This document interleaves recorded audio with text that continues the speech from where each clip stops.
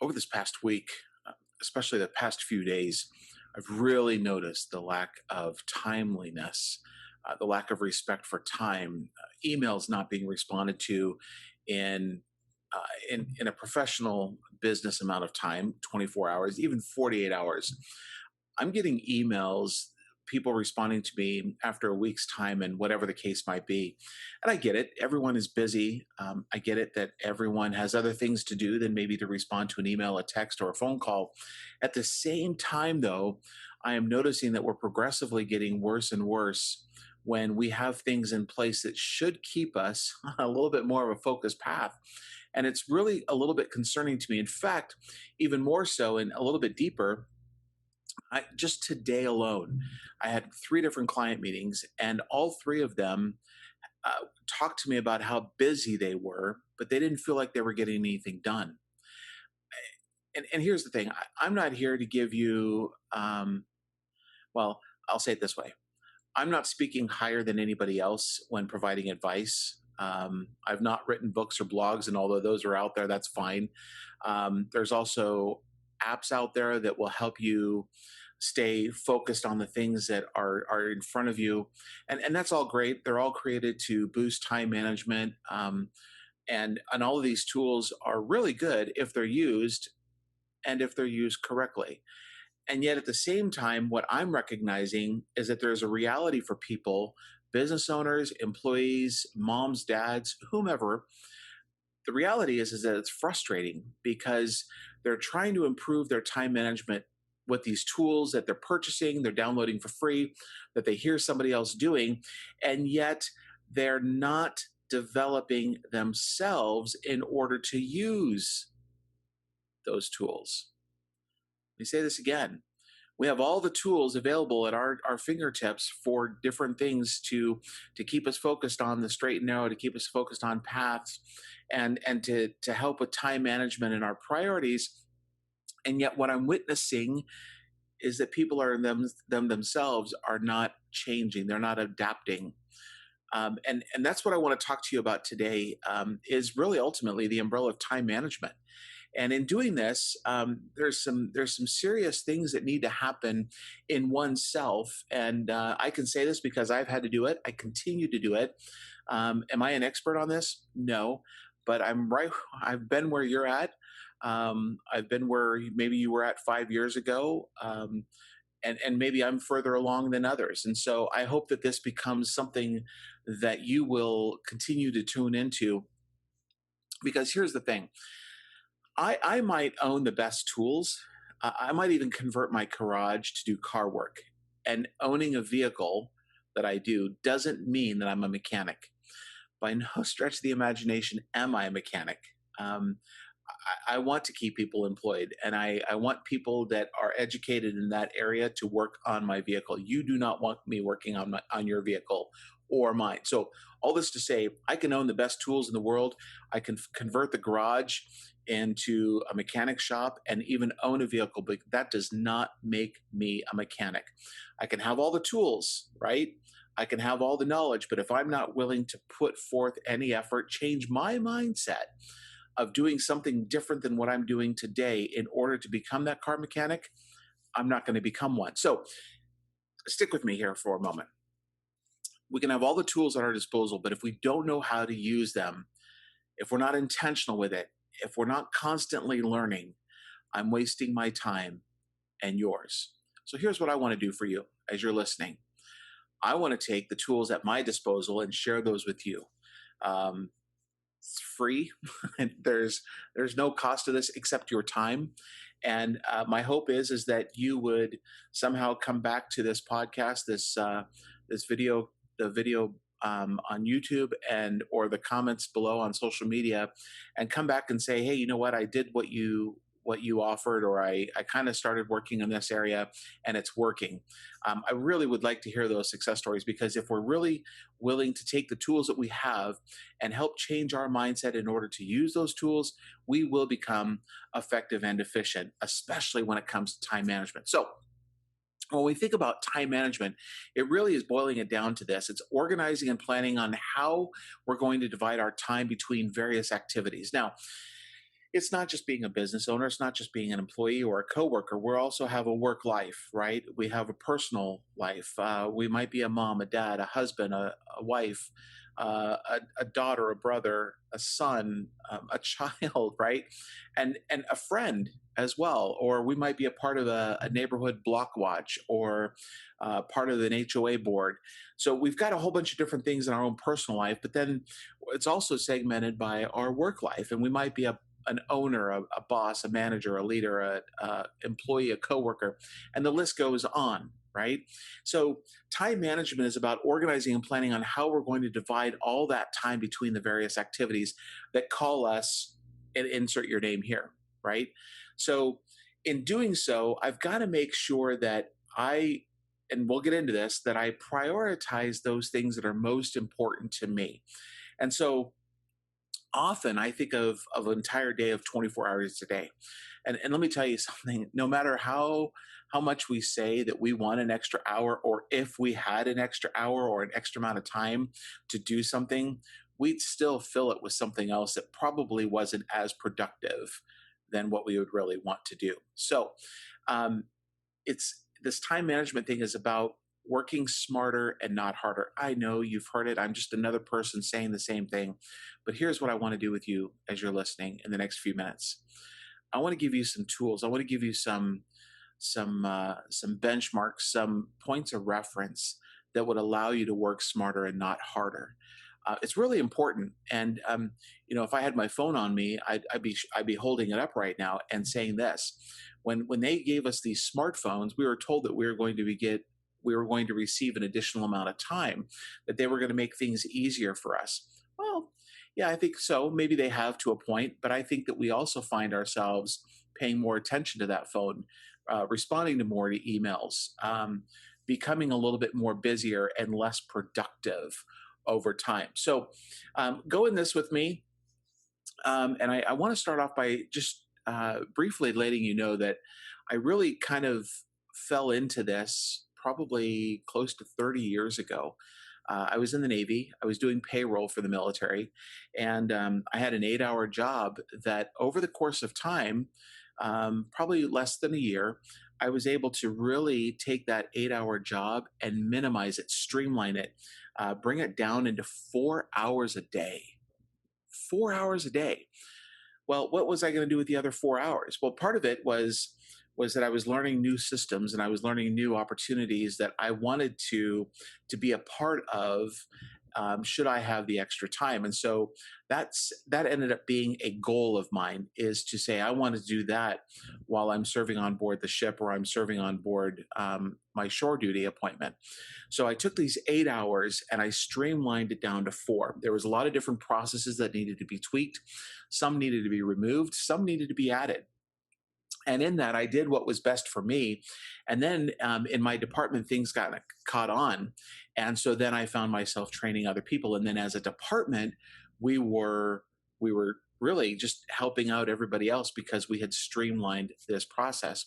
Well, going backwards, even more so, when I was on board the ship, taking that 8 hours into four, it allowed me to become effective and efficient. There was a lot of things that I joined the military for that I didn't realize I wanted to join for, if that makes any sense. And so in this, it caught the attention of my supervisor, caught the attention of the commanding officer on board the ship, and I was able to do certain things that nobody else really was. I was at the same time doing payroll again.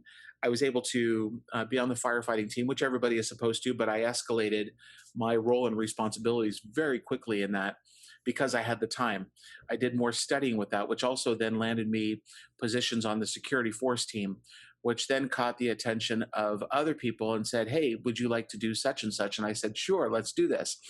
To the point where I was able to really, truly do something that was pretty impressive, and that was land helicopters on the flight deck of a ship that's on the open seas. It was great. I love it. And I love sharing that story because I recognize that even at 18, 19 years of age, my mindset was working to improve processes, to improve strategies, to not only improve myself, but the people that were around me. And so it was about becoming effective and efficient. It was about working smarter and not harder. And by doing that, I was able to really do different things that I really got the taste of saying, do I want to continue to do this? So here's some ideas that I want to give you that I want you to have a piece of paper and a pen or a pencil. Maybe pull out your phone and take some notes down, or be at a computer where you can jot down some notes. Because here's what we get into: when we practice the effectiveness of working smarter, when we think about organizing and planning, when we think about wanting to be efficient, it really allows us to become more productive. It allows us to become more productive. And when we become productive, it really is a measurement of how much we accomplish, not how busy we are. In fact, over the past 4 years, I've been asked how my day has been going by my family, and I've changed my response over the past 4 years. And I don't say it was busy; I say it was great and it was productive. And it's just, again, it's just a different way of saying that we all know we're busy, but how much am I getting done? How much more accomplishments am I achieving? Because it's not about how busy we are. We're all given the same amount of time during the day. And so I want to look at it in my life and in my business and in that of the clients' businesses, as I'm part of theirs, is about what are we getting done and how effective are we at getting those things done. So that's number one. Um, to that point, many people think that we need more time, more hours in the day. People, I've heard them say it. I've even said it years ago that maybe we just need to move a deadline. No, no, no, no, no. Stop all that. Stop all that. We don't need more hours of the day. We just need to be more effective. We need to have the intentionality and the tools, as well as the shift in our mindset to say, okay, this is the due date. I'm going to get this done. And when you do that, you shine. You shine. Other people are expecting other things to be moving and all that. When you can say, I'm going to get down to it, I'm going to get to the nitty gritty, we're going to accomplish it. This is the time zone, this is the time method, this is the tools. We're going to get this done. So it's not about having more hours in the day. It's not really about multitasking, although that can be part of it. And it's not certainly about moving deadlines, unless you really, really, absolutely need to do that. You can do this without moving the deadlines. All right. So number two, prioritizing. Priorities are big, and they're big with me. They are things that are absolute necessities. A number one priority is that when I know that the majority of my family is home, I'm home. I am a family man, and so whether people are at work or kids are in school, whatever the case might be, in the evening that is my family time, and I don't let anything come into that. And if it does, and if I need it to, or if I want it to, I ask permission. And so there's some boundaries there, right? There's some parameters. Now, prioritizing, we've probably heard it said, and if you haven't, it's by Stephen Covey. And he says this: the key is not to prioritize your schedule, but to schedule your priorities. Okay, people can probably quote that, but what does that really mean? For me, let me give you a quick example.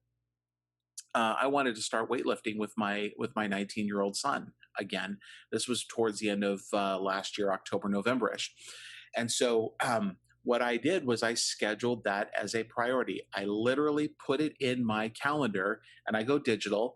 I don't write things on paper anymore. And I put it in my calendar for X amount of time, which meant that nothing else was getting scheduled around that time. It was a priority. And out of that, what did I get? Well, I gained better health. I still get better health. I have amazing time with my son. It's quality time as well as quantity.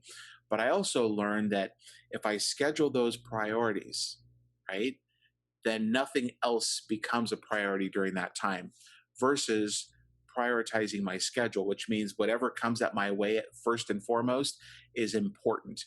And we can't live like that. We certainly can't operate or work like that. So prioritizing, it's putting your priorities first in your calendar and then letting everything else fill in based upon the sequence of order in your priorities. Number two, And well, number three, sorry, and this goes into prioritizing is scheduling. You want to make sure that your calendar is scheduled, that you have got the things in there in the appropriate amount of time, probably a couple days, a week out, whatever the case might be. There's just a little bit of organization to this, and there's nothing wrong with being a little bit organized, just like there's nothing wrong with being over organized to a point.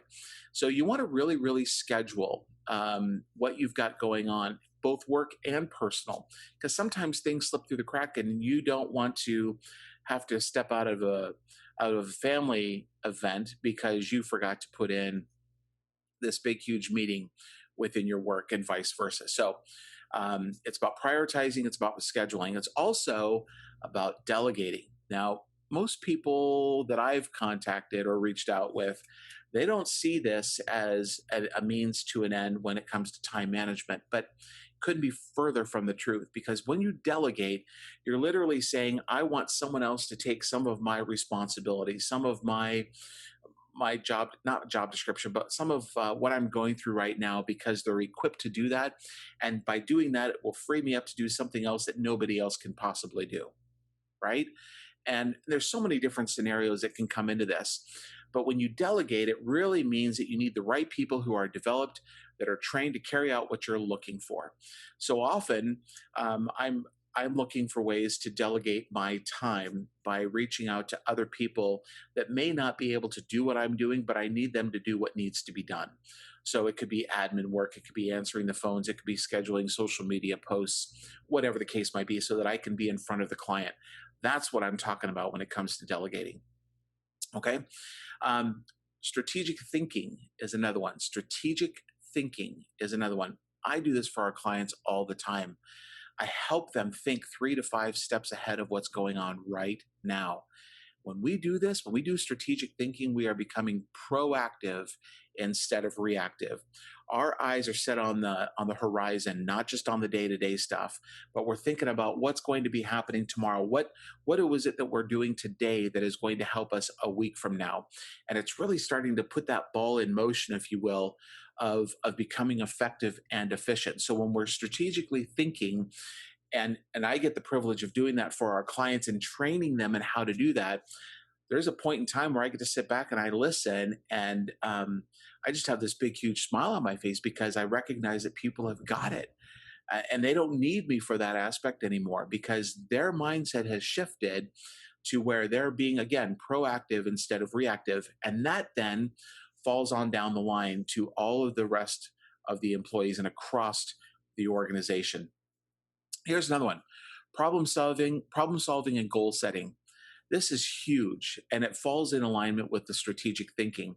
If we're willing to set goals, 5 years from now, where do we see our business? Where do we see ourselves 5 years from now or 10 years from now?